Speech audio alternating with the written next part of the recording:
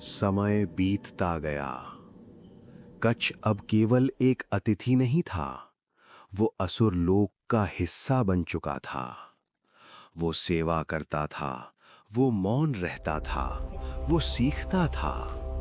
पर असुरों की आंखें उसे लगातार देख रही थीं, क्योंकि वे जानते थे ये देवपुत्र सिर्फ सेवा के लिए नहीं आया है। पहली बार जब असुरों ने कच्छ को मारा, वो युद्ध नहीं था, वो षड्यंत्र था। एक दिन कच्छ अकेला जंगल में लकड़ियां लेने गया। वहां घात लगाए असुरों ने उसे घेर लिया। उन्होंने कोई प्रश्न नहीं किया, उन्होंने कोई चेतावनी नहीं दी। एक ही वार में उसका शरीर धरती पर गिरा। रक्त बहा, वन मौन हो गया। असुर लौट गए संतुष्ट। पर वे भूल गए थे कि उनका गुरु शुक्राचार्य था। जब कच्छ नहीं लौटा, शुक्राचार्य ने ध्यान लगाया और संजीवनी का उच्चारण किया। धरती हिली, वन कांपा और कच्छ फिर से जीवित हो उठा। उसकी आंखें खुलीं, पर उसकी चेतना पहले से अधिक गहरी थी। दूसरी बार असुरों ने गलती नहीं दोहराई। इस बार उन्होंने कच्छ को मदिरा में विष मिलाकर दिया। विष ऐसा जो शरीर को नहीं, प्राण को जला दे। कच्छ गिर पड़ा, धीरे, शांत। असुरों ने सोचा अब कोई मंत्र काम नहीं करेगा, पर वे फिर भूल गए। शुक्राचार्य ने उसके निर्जीव शरीर पर हाथ रखा और मंत्र बोला, और कच्छ फिर लौटा। इस बार उसने केवल आंखें नहीं खोलीं, उसने समझ भी खोली। अब वो जानने लगा था कि मृत्यु कितनी बार और किस रूप में आती है। तीसरी बार असुरों का क्रोध बढ़ चुका था। उन्होंने कच्छ को युद्ध में नहीं, भोज में मारा। उसे भोजन पर बुलाया गया। भोजन पवित्र था, पर उद्देश्य नहीं। उन्होंने उसे मद्य पिलाया, फिर उसके शरीर के टुकड़े टुकड़े कर दिए और उन टुकड़ों को वन्य पशुओं को खिला दिया। अब कोई शरीर नहीं था जिसे जीवित किया जा सके। असुर हंसे। उन्होंने सोचा अब संजीवनी भी असहाय है, पर वे फिर भूल गए। शुक्राचार्य ने पशुओं को बुलाया, उनके भीतर से कच्छ के अवशेष निकाले और मंत्र बोला, और असंभव हुआ। कच्छ फिर जीवित हुआ। अब वो कांप नहीं रहा था, अब वो डर नहीं रहा था। चौथी बार असुरों ने निर्णय लिया, इस बार शरीर भी न बचे और मंत्र भी काम न करे। उन्होंने कच्छ को मारा, उसके शरीर को जला दिया, राख बना दी और उस राख को मदिरा में मिलाकर शुक्राचार्य को पिला दिया। ये अंतिम चाल थी। अब यदि शुक्राचार्य संजीवनी बोलते तो कच्छ उनके भीतर जीवित होता और गुरु मर जाता। असुरों ने सोचा अब देवपुत्र कभी नहीं लौटेगा। पर उन्होंने एक बात नहीं समझी थी, ज्ञान सिर्फ मंत्र में नहीं होता, वो चेतना में होता है। जब कच्छ शुक्राचार्य के भीतर जीवित हुआ, अंधकार था पर वो शून्य नहीं था। वो स्थान देह के भीतर था पर चेतना के बाहर। कच्छ ने पहली बार मृत्यु को भीतर से देखा और उसी क्षण उसकी स्मृति जाग उठी। मंत्र, उच्चारण, भाव और क्रम सब कुछ उसके भीतर स्पष्ट होने लगा, क्योंकि अब वो केवल शिष्य नहीं था, वो स्वयं ज्ञान का पात्र बन चुका था। शुक्राचार्य सब समझ गए। वे जानते थे अब छुपाने को कुछ शेष नहीं। उन्होंने अपने ही प्राणों की सीमा पर खड़े होकर कच्छ से कहा, कच्छ, अब सुनो। जो विद्या तुम ढूंढते हुए आए थे वो तुम्हारे भीतर पहले से जाग चुकी है। पर संजीवनी सिर्फ शब्दों से नहीं चलती, वो त्याग मांगती है, और आज वो त्याग मुझसे मांगा जा रहा है। शुक्राचार्य ने अपने पेट के भीतर उसी अंधकार में कच्छ को संजीवनी विद्या पूरी तरह प्रदान की। मंत्र का प्रत्येक अक्षर, उच्चारण की प्रत्येक ध्वनि और भाव की प्रत्येक तरंग, उन्होंने एक भी रहस्य छुपाया नहीं।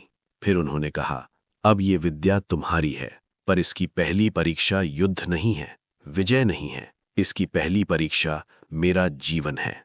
उन्होंने शांत स्वर में कहा, कच, अब मैं अपने प्राण त्यागूंगा और इस विद्या से तुम्हें मुझे पुनर्जीवित करना होगा।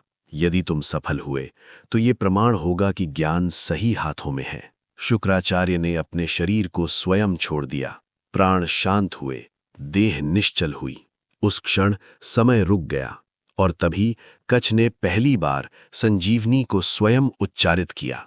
उसका स्वर डगमगाया नहीं, उसका मन भटका नहीं, क्योंकि अब वो भय से नहीं, कर्तव्य से बोल रहा था।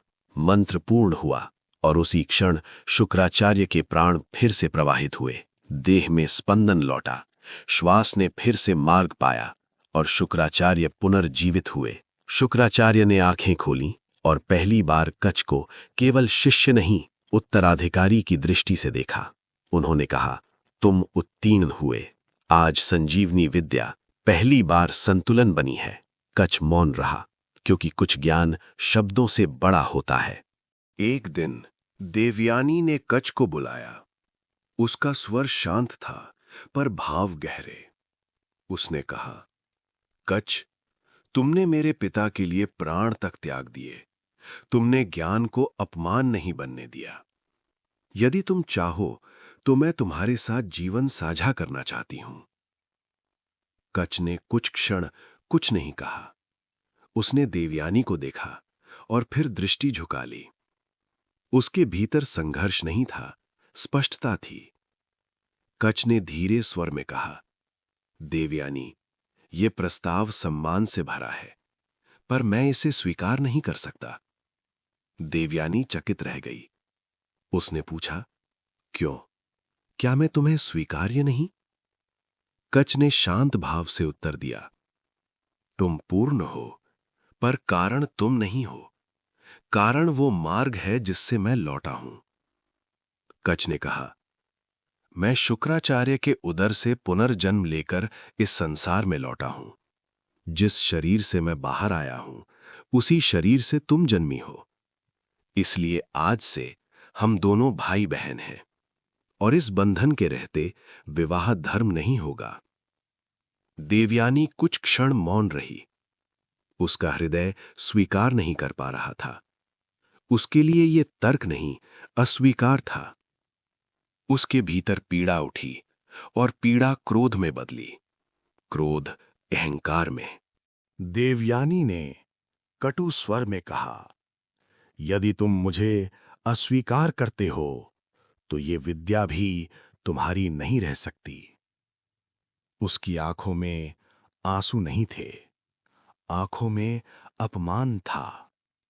उसने आगे कहा, कच्छ, तुम छल से इस आश्रम में आए थे। तुम सेवा का मुखौटा पहनकर ज्ञान चुराने आए थे। यदि ये सत्य नहीं तो फिर मेरा अस्वीकार तुम्हें इतना सरल कैसे लग सकता है? देवयानी का स्वर अब कांप नहीं रहा था, वो कठोर हो चुका था।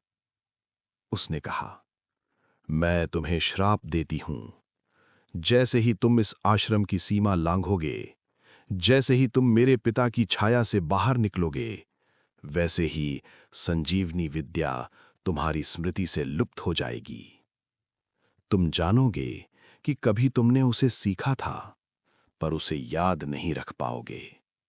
तुम उसे स्वयं प्रयोग नहीं कर सकोगे और ना ही अपने जीवन को उसके सहारे बचा पाओगे। क्षण भर के लिए संपूर्ण आश्रम मौन हो गया। वायु स्थिर थी, अग्नि निश्चल। कच्छ अब भी मौन था, क्योंकि वो जानता था, श्राप अज्ञान से नहीं, पीड़ा से जन्म लेते हैं। कच्छ ने धीरे से मस्तक झुकाया और शांत स्वर में कहा, देवयानी, यदि तुम मुझे छलिया मानती हो तो ये श्राप मुझे स्वीकार है, क्योंकि मैं इस विद्या को अपने लिए नहीं, संतुलन के लिए लेकर आया था। उसने आगे कहा, यदि मेरा स्मरण मिट भी जाए तो भी ये विद्या नष्ट नहीं होगी, क्योंकि ज्ञान किसी एक मस्तिष्क में बंधकर नहीं रहता। और यही कहकर कच्छ ने आश्रम की ओर अंतिम दृष्टि डाली। जहां उसने मृत्यु भी देखी थी और पुनर्जन्म भी। यहीं से एक और अध्याय जन्म लेता है, जहां ज्ञान स्मृति में नहीं, संस्कार में जीवित रहता है। और इसी के साथ ये कथा अपने अंत की ओर आती है। ये केवल देव और दानवों की कहानी नहीं थी। ये केवल शुक्राचार्य, बृहस्पति, कच्छ या देवयानी की कथा नहीं थी। ये कहानी थी ज्ञान की। उस ज्ञान की जो छल से लिया गया पर त्याग से सिद्ध हुआ। उस ज्ञान की जो श्राप से छिन गया पर संस्कार बनकर जीवित रहा। कच्छ संजीवनी को स्मरण में नहीं रख सका, पर उसने उसका अर्थ कभी नहीं खोया। और यही संसार का सबसे बड़ा सत्य है।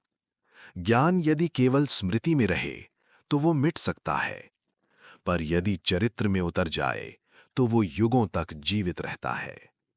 शुक्राचार्य ने अपमान से ज्ञान को पाया, बृहस्पति ने धैर्य से धर्म को बचाया और कच्छ ने त्याग से संतुलन को समझा। ये कथा हमें ये सिखाती है कि हर विद्या शक्ति नहीं होती, कुछ विद्याएं जिम्मेदारी होती हैं। और हर श्राप विनाश नहीं लाता, कुछ श्राप मर्यादा सिखाने आते हैं।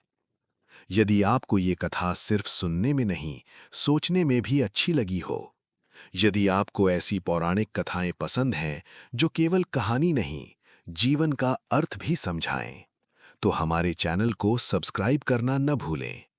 इस वीडियो को लाइक करें ताकि ऐसी कथाएं और लोगों तक पहुंच सकें। और कमेंट में बताइए आपको इस कथा का सबसे गहरा पात्र कौन सा लगा।